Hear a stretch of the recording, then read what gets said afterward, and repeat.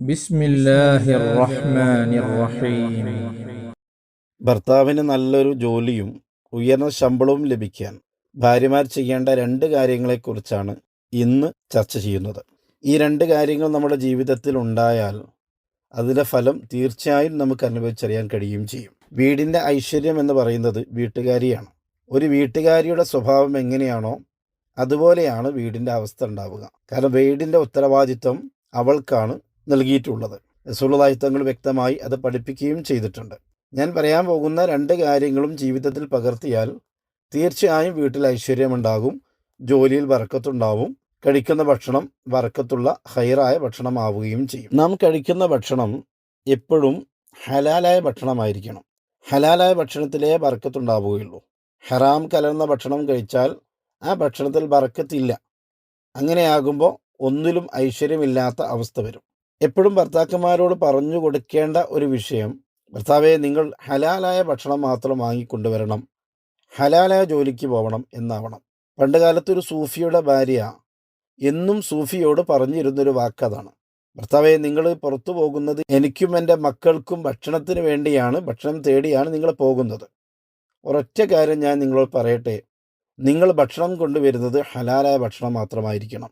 ഹറാമായ ജോലിക്ക് നിങ്ങൾ പോവരുത്.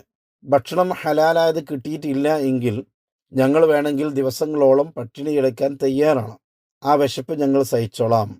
പക്ഷേ നരകത്തിൻ്റെ ആ കാഠിന്യം, ഹറാമായ ഭക്ഷണം കഴിച്ചതിൻ്റെ പേരിൽ നരകത്തിയിൽ അനുഭവിക്കുന്ന ആ കാഠിന്യം സഹിക്കാൻ എനിക്കും എൻ്റെ മക്കൾക്കും കഴിയില്ല എന്ന് ഈ ഭാര്യ എന്നും സൂഫിയോട് പറയാറുണ്ടായിരുന്നു.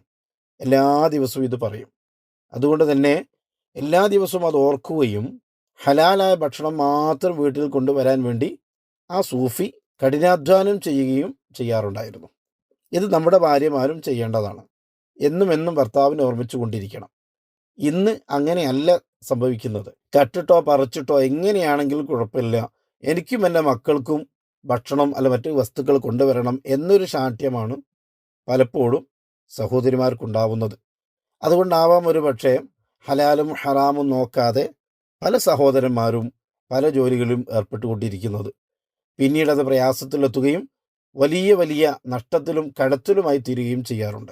സഹോദരിമാരെ, നിങ്ങളുടെ ഭർത്താക്കന്മാർക്ക് നല്ല ജോലി ലഭിക്കാനും ലഭിക്കുന്ന ജോലിയിൽ ഹൈറ് ലഭിക്കാനും ബർക്കത്ത് ലഭിക്കാനും ശമ്പളം ഉയർന്ന രൂപത്തിൽ ലഭിക്കാനും നിങ്ങൾ ചെയ്യേണ്ട 2 കാര്യങ്ങളിൽ ഒന്ന്, എല്ലാ ദിവസവും സുബഹി നിസ്കരിക്കുന്നവരാണല്ലോ നമ്മൾ. അത് പ്രത്യേകിച്ച് പറയേണ്ടതില്ല. അശുദ്ധിയുള്ള സമയത്തൊഴിച്ച് മറ്റുള്ള എല്ലാ സമയങ്ങളും നിസ്കരിക്കാറുണ്ട്. ആ നിസ്കാരം കഴിഞ്ഞതിനു ശേഷം, സുബഹി നിസ്കാരം കഴിഞ്ഞതിനു ശേഷം 3 ദിക്ർ ചൊല്ലണം.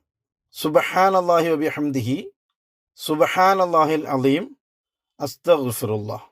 ഇതാണ് 3 ദിക്ർ. സുബ്ഹാനല്ലാഹി വബിഹംദിഹി, സുബ്ഹാനല്ലാഹിൽ അലീം, അസ്തഗ്ഫിറുല്ലാഹ്. സുബ്ഹാനല്ലാഹി വബിഹംദിഹി, സുബ്ഹാനല്ലാഹിൽ അലീം, അസ്തഗ്ഫിറുല്ലാഹ്. ഇത്ര മാത്രം ചൊല്ലിയാൽ മതി. അതിൽ കൂട്ടിയും കുറയ്ക്കൊന്നും വേണ്ട. ഇത് 100 പ്രാവശ്യം ചൊല്ലണം. സുബഹി നിസ്കാരം കഴിഞ്ഞ് 100 പ്രാവശ്യം ഇത് ചൊല്ലിയിരിക്കണം എല്ലാ ദിവസവും. ഈ ചൊല്ലുന്നതിന് മുമ്പ് ഒരു ബോട്ടിലിൽ ശുദ്ധമായ വെള്ളം നിങ്ങളെ മുന്നിൽ കൊണ്ടുവെക്കുക. എന്നിട്ട് ഓരോ 10 പ്രാവശ്യം ചൊല്ലിക്കഴിഞ്ഞിട്ടും ഈ ബോട്ടിലുള്ള വെള്ളത്തിലേക്ക് അല്ലെങ്കിൽ ഗ്ലാസ്സിലുള്ള വെള്ളത്തിലേക്ക് ഒന്ന് ഊതുക. അങ്ങനെ 100 പ്രാവശ്യം ദിക്ർ ചൊല്ലിക്കഴിഞ്ഞതിന് ശേഷം നിങ്ങൾ ഒരു ദുആ കൂടെ ചെയ്യേണ്ടതുണ്ട്. അല്ലാഹുമ്മ ഇന്നി അസ്അലുക റിസ്ഖൻ ത്വയ്യിബ വ ഇൽമൻ നാഫിഅ വ അമലൻ മുത്തഖബ്ബല. ഇതാണ് ദുആ. ഇത് 3 പ്രാവശ്യം നിങ്ങൾ ദുആ ചെയ്യുക. അല്ലാഹുമ്മ ഇന്നി അസ്അലുക, അല്ലാഹുവേ, നിന്നോട് ഞാൻ ചോദിക്കുന്നു, റിസ്ഖൻ ത്വയ്യിബ, നല്ല ഭക്ഷണം, ഹലാലായ ബറക്കത്തുള്ള നല്ല ഭക്ഷണം നിന്നോട് ഞാൻ ചോദിക്കുന്നു. വ ഇൽമൻ നാഫിഅ, ഉപകാരപ്രദമായ അറിവിനെയും ഞാൻ നിന്നോട് ചോദിക്കുന്നു.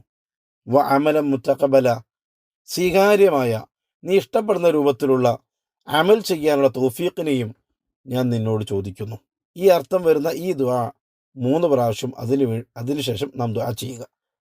100 പ്രാവശ്യം ആ ദിക്ർ ചൊല്ലി അതിനുശേഷം 3 പ്രാവശ്യം ഈ ദുആയും ചെയ്യുക. ആ വെള്ളത്തിൽ ഒരു വട്ടം ഊതുക. അപ്പം നേരത്തെ 10 പ്രാവശ്യം ഊതിയിട്ടുണ്ട്. ഇനി 3 പ്രാവശ്യം ദുആ ചെയ്ത് ഒന്നും കൂടെ ഇതിൽ ഊതുക.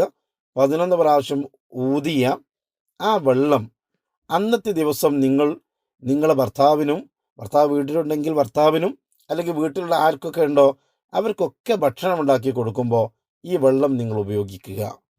ഈ വെള്ളത്തിൽ നിങ്ങൾ ഭക്ഷണം ഉണ്ടാക്കുക. ചായ ഉണ്ടാക്കുമ്പോൾ അല്പം വെള്ളം ചായയിൽ ഒഴിക്കാം. ചോറ് അതിന് വേണ്ടി അല്പം വെള്ളം ഒഴിക്കാം. കറിക്ക് വേണ്ടി ഒഴിക്കാം. അന്നത്തെ ദിവസം നിങ്ങൾ ചെയ്യുന്ന മുഴുവൻ ഭക്ഷണത്തിലും ഈ വെള്ളം നിങ്ങൾക്ക് ഒഴിച്ചുകൊണ്ട് ചെയ്യാവുന്നതാണ്. ഇനി ഒരു ഭക്ഷണം ഉണ്ടാക്കിയില്ലെങ്കിൽ ഈ വെള്ളം എല്ലാവർക്കും കുടിക്കാൻ വേണ്ടിയും കൊടുക്കുക. എങ്ങനെയാണെങ്കിലും നിങ്ങളുടെ വീട്ടിലുള്ള മുഴുവൻ ആളുകൾക്കും ഈ വെള്ളം എത്തിയിരിക്കണം. ഭർത്താവ് വീട്ടിലുണ്ടെങ്കിൽ തീർച്ചയായും ഭർത്താവിന് ഇത് കൊടുക്കുകയും വേണം. അതോടൊപ്പം നിങ്ങളെ ഭർത്താവിനോട് നിങ്ങൾ പറയേണ്ട ഒരു കാര്യം കൂടിയുണ്ട്. അതെന്താ?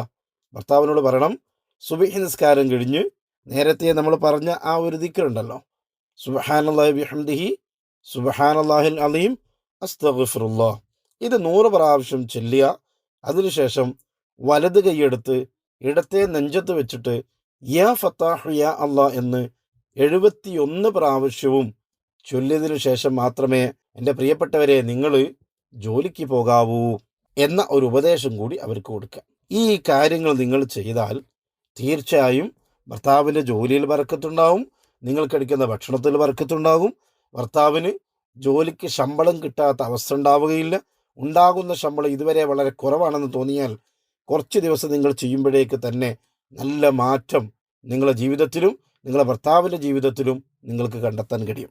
കൂടുതൽ അധ്വാനമില്ലാത്ത വളരെ എളുപ്പത്തിൽ നമുക്ക് ചെയ്യാൻ പറ്റിയ ഒരു കാര്യമാണ്. അപ്പോൾ വീട്ടിൽ ഭർത്താവ് ഇല്ലെങ്കിൽ എന്ത് ചെയ്യും എന്ന് ചോദിക്കേണ്ടതില്ല. ഭർത്താവ് വീട്ടിലില്ലെങ്കിലും വീട്ടിലുള്ള ആളുകൾ ഈ രൂപത്തിൽ ചെയ്യുക. ദുആ ചെയ്യുന്ന സമയത്ത് മനസ്സിൽ ഭർത്താവിനെ ആണല്ലോ ഉദ്ദേശിക്കുക.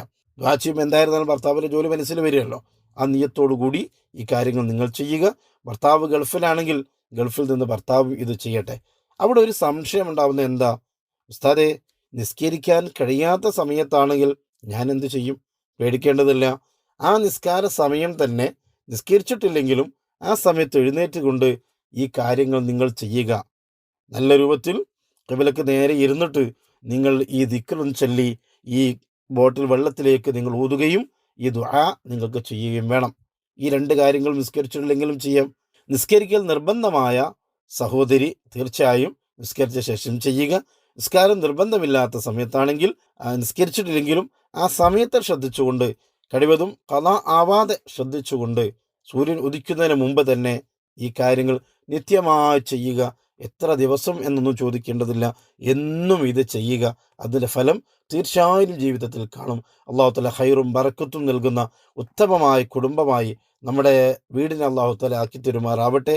അതുപോലെ നമ്മുടെ എല്ലാ ജോലിയിലും എല്ലാ കാര്യത്തിലും അല്ലാഹു തആല ഖൈറും ബറക്കത്തും ഏറ്റി തരുമാറാവട്ടെ. ആമീൻ.